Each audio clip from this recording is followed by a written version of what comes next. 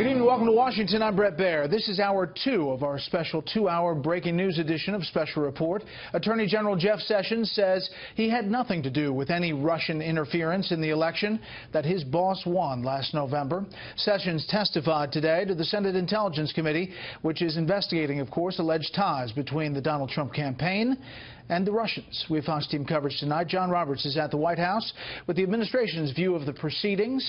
We start off, though, this hour with Chief Intelligence Correspondent Catherine Herridge, who's been on Capitol Hill in the briefing room all day. Good evening, Catherine. Well, thank you, Brett. Throughout the powerful testimony, the Attorney General tried to set the record straight.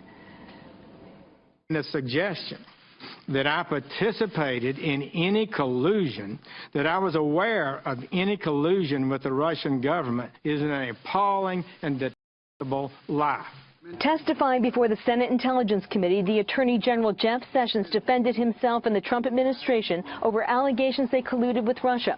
On his March decision to recuse himself from the ongoing probe, Sessions said it was not about Russia but his position on the campaign and regulations that forbid his involvement, a claim challenged by a senior Democrat. Mr. Comey said that there were matters with respect to the recusal that were problematic and he couldn't talk about them.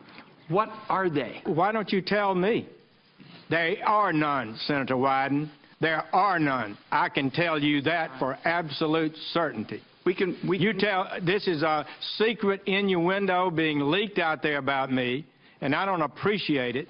Sessions insisted he never misled Congress over his contacts with the Russian ambassador Sergei Kislyak. My answer was a fair and correct response to the charge as I understood it. Sessions said he met with the Russian ambassador in July and September, but not in April of last year at Washington's Mayflower Hotel, as widely reported. You never remember having a conversation or a meeting with Ambassador Kislyak? I do not. And there was, in that event, was there ever a private room setting that you were involved in?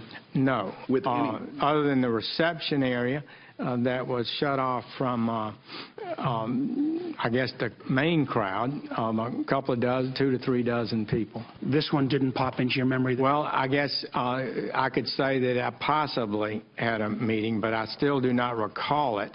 And I did not in any way fail to record something in my testimony or in my subsequent letter intentionally false. Sessions appeared before the same Senate panel where the fired FBI Director James Comey described a mid-February meeting alleging he was pressured by the president to end the investigation into former National Security Advisor Mike Flynn. The president disputes Comey's account. General Flynn at that point in time was in legal jeopardy. I don't think it's for me to say whether the conversation I had with the president was an effort to obstruct.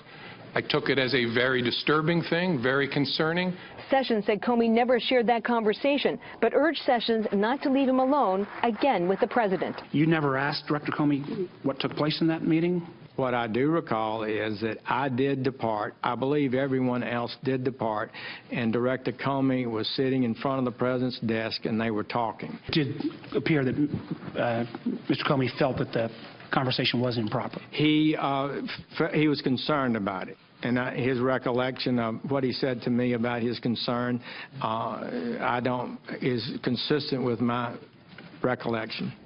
Also today, Fox News confirming that a Columbia Law School professor who acted as an intermediary between James Comey and a New York Times reporter sharing information from memos that documented Comey's conversations with the president. That law school professor is providing what's described to us as relevant material to the special counsel Robert Mueller. Brett. Catherine, thank you.